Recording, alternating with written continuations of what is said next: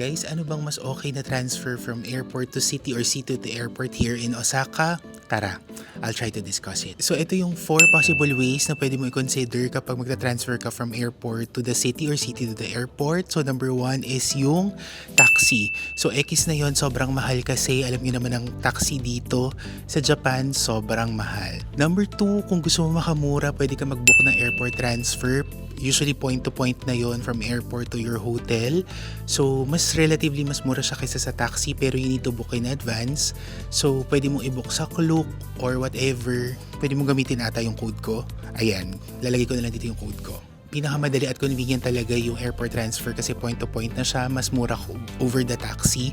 Pero kung budget traveler ka, etong dalawang next yung sasabihin ko, yung you need to consider it. So number 3 is through train. Pwede kang mag-book from Klook as well para hindi ka na ma-hassle, pero you can always use your ICOCA or IC card. Pwede mong gamitin yon, or pwede ka rin bumili ng train tickets dun sa station.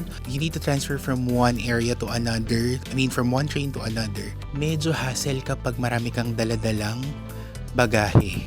And fourth and last is yung airport limousine bus. So yun yung ginawa namin. So from Itami Airport, which is the Osaka Airport, mas malapit yun sa city. On the spot lang kami nagbayad. Around 600 to 700 yen lang siya kasi mas malapit nga siya sa city. From Namba to Kansai, binayaran naman namin is 1,300 per person. So ako, for me, kung tatanungin nyo ko, na-try ko na kasi siya lahat. Yung 4 na sinabi ko, ang pinaka-convenient at saka para sa akin, mas sulit at mas affordable is yung airport limousine bus. Why? Kasi very convenient siya kasi yung mga bagahe mo ay iwan mo lang doon. Sila na maglalagay doon sa compartment ng bus. Tapos sitting pretty ka na lang for like 30 to 45 minutes na travel time mo. Pagkababa mo, kukunin mo na lang yung bagahe mo. Hindi rin mawawala kasi may mga baggage tag na rin yung bagahe mo.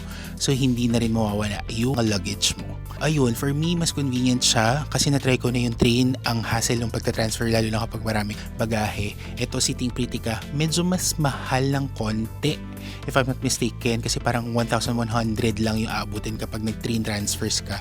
Over this, like 1,300, but the convenience is nandun na, tapos hindi ka na mahihirapan. So yun lang, hope this helped. Use my Klook code for discounts on your hotels and activities.